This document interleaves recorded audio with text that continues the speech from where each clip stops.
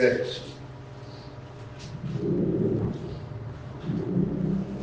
texto diz assim: e perseveravam na doutrina dos apóstolos e na comunhão, no partir do pão e nas orações.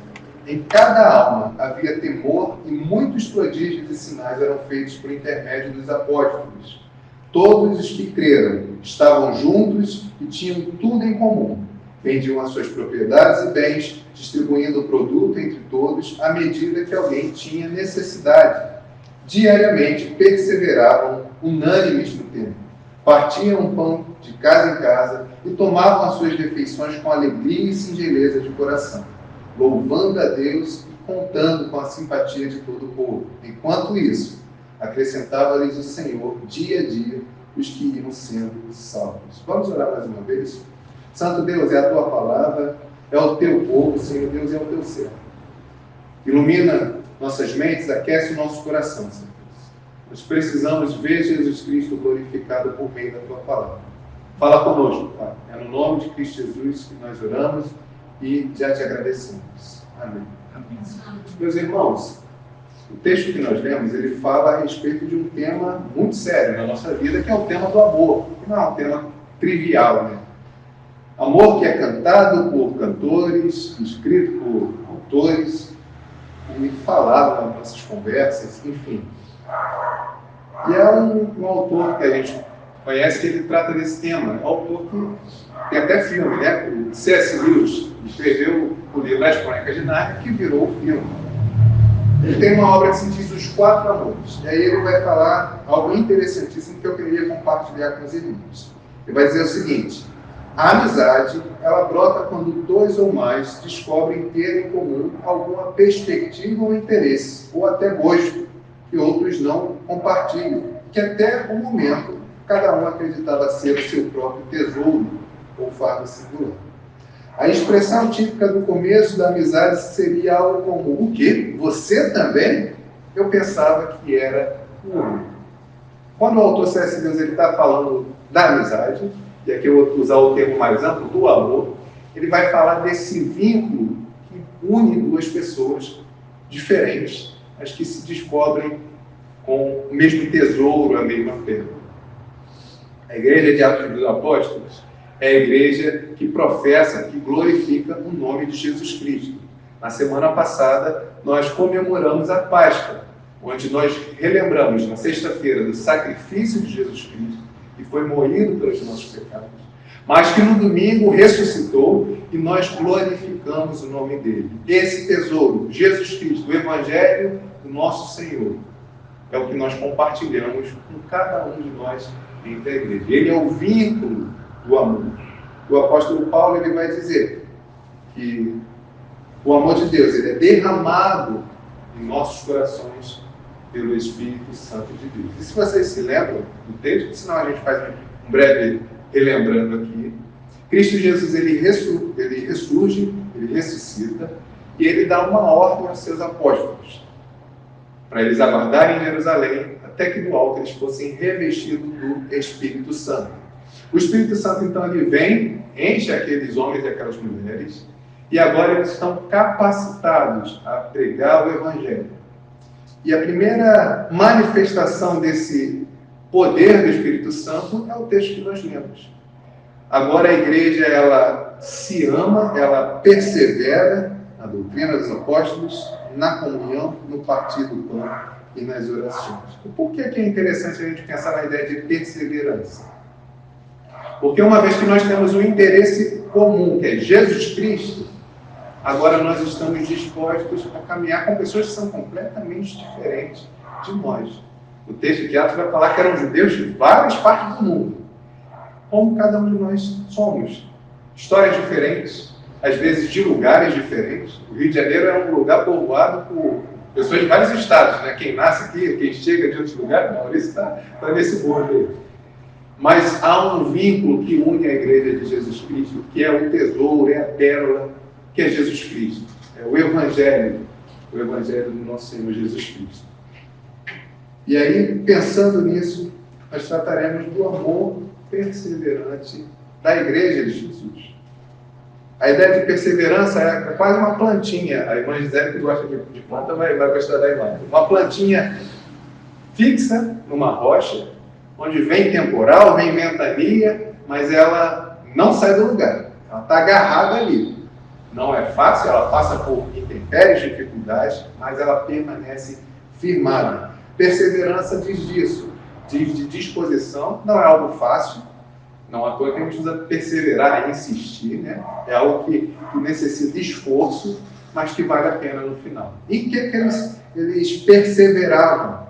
Em que eles investiam sua força, dispunham seu coração para permanecer? Na doutrina e na comunhão. Quando a palavra de Deus ela fala doutrina dos apóstolos, ela está falando dos ensinos que os apóstolos pregavam. E era deles mesmo. Eu vou puxar um texto para vocês entenderem. Quando Paulo está falando do evangelho, ele vai falar do evangelho dele. Só que Paulo ele não estava personalizando a mensagem na cruz. Na verdade, era uma única mensagem, mas que se transformou tão íntima, estava tão enraigada nele, que ele diz que é o evangelho dele. E aqui é a mesma coisa. A doutrina dos apóstolos nada mais é do que a doutrina de Cristo Jesus. O que Cristo Jesus passou aqueles 3 anos com os discípulos, ensinando por palavras, por ações, por estar junto, comer junto, dormir junto, aquele dia a dia com Jesus Cristo. Então, a permanência, esse amor perseverante que a igreja hoje tem, ela nos faz permanecer na palavra do nosso Senhor Jesus Cristo, nas Sagradas Escrituras.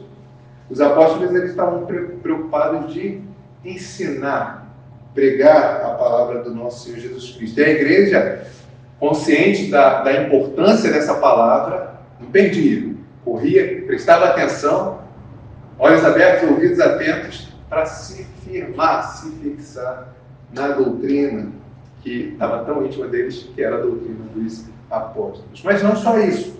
O texto ele vai dizer da comunhão. E se há palavra importante na Bíblia, é essa palavra, comunhão. Caminhar junto. Esse vínculo do amor que a gente falou, esse tesouro escondido, essa pérola preciosa, ele agora une essas pessoas. Agora, Maurício não é só o Maurício, ele é meu irmão em Cristo. Por quê? Porque tanto Maurício quanto eu fomos adotados por Deus no sangue de Cristo Jesus. Agora, o árabe é irmão do judeu. Agora, o carioca é irmão do nordestino, do sulista, do cara que vem da Bahia, de Brasília. É todo mundo junto. A Bíblia vai falar de povos, línguas e nações que irão glorificar o nosso Senhor Jesus Cristo, mas que hoje já experimentam dessa obra do Espírito Santo no coração de cada um de nós. Olha que interessante que o texto ele vai descrever essa relação de comunhão entre os irmãos. Todos os que creram, ou seja, aqueles que receberam o Evangelho de Jesus Cristo, os eleitos, eles estavam juntos e tinham tudo em comum. Não é só a questão do tudo bem. Maurício, você está tudo bem, Maurício? Tudo bem. E vai. Não é o tudo bem que a gente usa quase como se fosse uma apresentação. É, Maurício, está tudo bem com você, meu irmão? Como é que está a sua jornada? É preocupação, é amor genuíno, que é fruto da obra do Espírito Santo. A ponto que eles falam, vendiam suas propriedades e bens, distribuindo o produto entre todos à medida que alguém tinha necessidade. É aquele que está junto na bonança, na alegria, no momento de felicidade, mas que também está preocupado em, se não ele, mas de alguma forma ajudar a resolver a necessidade do irmão.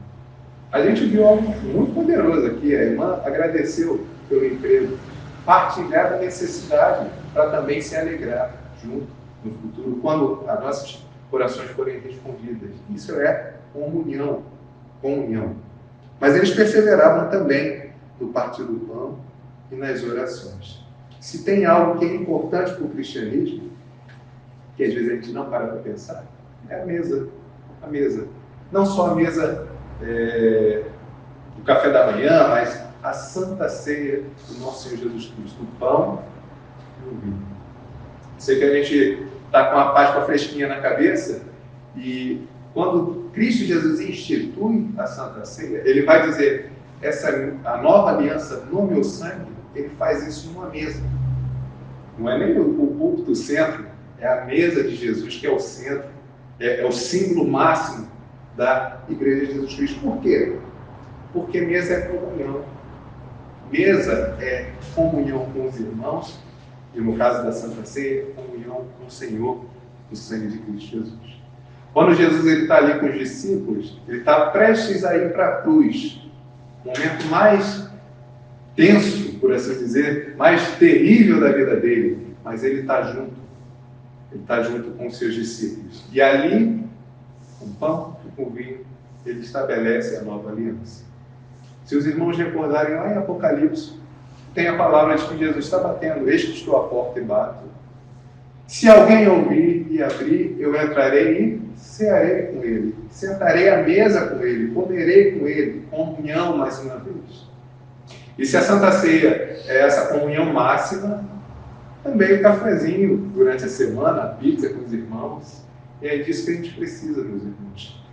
O vínculo, ele só se estabelece investindo tempo. Não é nem gastando tempo, é investindo tempo.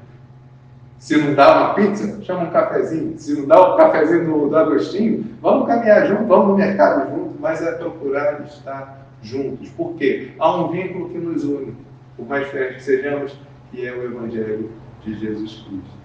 E por que as orações, meus irmãos? Porque as orações talvez sejam uma das expressões de maior amor. Às vezes a gente não se dá conta disso.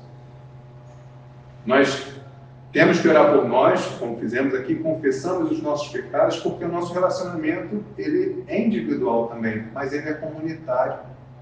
E quando eu oro por você, a sua dor já está tão apertada no meu coração que eu me dedico a falar, Senhor, lembra do meu irmão, lembra do Agostinho, lembra da irmã Gisele, lembra do Gabriel que está passando por essa necessidade.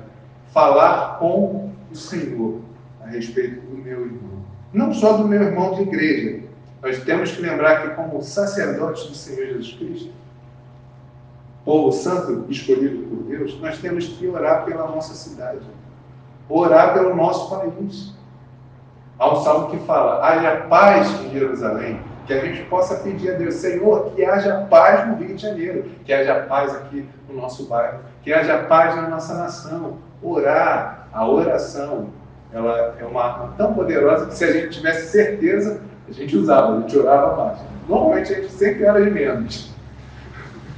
Porque o que a Bíblia ensina é orar sem cessar, tão potente que ela é. E quando eu intercedo, o papel do intercessor é o papel de Jesus Cristo. Jesus Cristo, ele veio e se colocou diante do Pai por nós. Perseveravam na doutrina, perseveravam na comunhão, perseveravam no partir do pão, e aí a gente relembra a ceia do Senhor, que é importantíssimo, é vital para a Igreja de Cristo, mas também nas orações. E aí qual foi o efeito disso? Quando a Igreja, ela está mergulhada nesse amor que vem de Deus, que é derramado por meio do Espírito Santo em nossos corações, o que acontece? Versículo 47. Louvando a Deus e contando com a simpatia de todo o povo, enquanto isso, acrescentava-lhes o Senhor dia a dia os que iam sendo salvos. Se há o vínculo do amor de Deus na vida da igreja, o próprio Deus ele vai acrescentando a igreja dele. Para eles ficarem fora da nossa panelinha, que agora a gente está tão unido que exclui os outros. Não, pelo contrário, para eles participarem também desse amor comunitário, dessa vida de igreja, onde Cristo é o centro, mas que enche os nossos corações. Os nossos corações. E se a gente entendeu essa palavra do Senhor para a nossa vida, a gente tem que praticar. E aí eu queria pensar em algumas aplicações muito simples com os irmãos. Se a gente precisa permanecer na doutrina dos apóstolos ou a doutrina de Jesus Cristo, nós precisamos conhecer a palavra do Senhor. Essa palavra aqui, que é tão rica, poderosa, 66 livros, tem assunto para tudo quanto é momento da sua vida. Conhecer, degustar.